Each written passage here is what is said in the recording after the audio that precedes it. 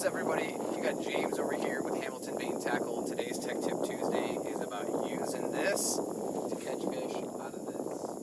Talking about punching. Alright, so what we're going to do is we're going to talk about setup first. Setup is going to be a 7'6" heavy flipping stick. This is going to be basically a meat stick. You're taking 60-pound braid and a straight shank hook.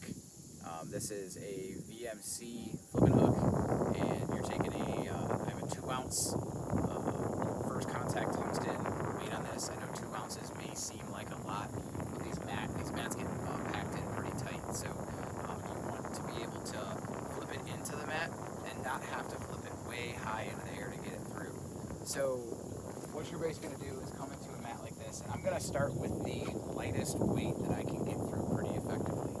The problem you run into is when you hit heavy, dense patches, dense pockets like this, my 2-ouncer will actually sit on top of the mat. So what you're doing once it comes through is you're going to let it sit on the bottom first. You can come up here in the front neck. So what you're going to do is let the bait come through the mat, and you're going to want to feel it, and you're going to want to stroke it from bottom all the way to the mat. And there are going to be times where maybe you want to shake it in between, but really what I'm trying to do is just get it from the bottom to the top. You're listening for bait that's popping around here as far as activity. If you hear bait popping, you hear bluegill popping, typically it means there's fish in here. So I'm taking a little bait. You can use whatever beaver. This is a nuke punch. When you flip out here, come through the mat, you see your line fall, which means your bait's through.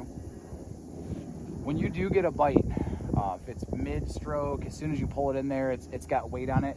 The last thing I want to do is drop that rod tip. I don't want to give it slack, and I also don't want to let that weight have the opportunity to actually knock itself out of the fish's mouth. So what you're going to do is when you get a bite, I'm going to leave my rod where it's at, and I'm just going to come straight up with it. The hook's sharp enough, you're going to get that fish or that hook through that fish's mouth. And then as soon as you do that, you just want to keep tension, keep your rod as high as you can, and just grind the fish in with your reel. It's actually pretty simple to do, and it just takes a couple times before you actually get a feel for it. But overall, it's a really fun way to catch them. It just takes a lot of concentration. You're gonna go at times an hour or two without bites, and then you're gonna find a sweet spot within a grass mat, and you're gonna get 5 bites, 6 bites, 7 bites within a matter of 15 minutes or so. So every time you make a flip through, you have to be have your concentration, be on point, be focused in every flip. If I come through here and I'm just flipping lackadaisical, I'm gonna miss fish. And it could be the difference between cashing a check in a tournament or not. There's gonna be fish that and the cool thing about mat fishing is that when you flip into a mat, could be a 2-pounder, could be a 6-pounder, you don't know. But at the end of the day, it's still basically hand-to-hand combat with a fish. It's a lot of fun. If you guys are able to, I would highly suggest, you don't have to do anything crazy. You can get, we did a video last week on frogging. You could have a rod for frogging and doing some of this until you get a feel for what you like to do. I have a couple different setups just because I really like flipping mats like this, and I want to have a dedicated setup for this. So that's what I have. Overall though, it's really simple, it's really easy.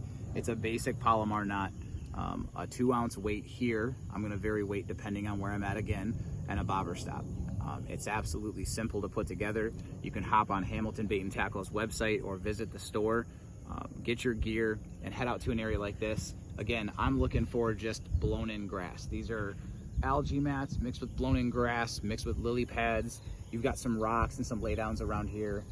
Overall, you're just trying to find clumps packed in tight with some activity on them. You find those, you're gonna find some fish. Again, my name is James. This is our Tech Tip Tuesday with Hamilton Bait and Tackle.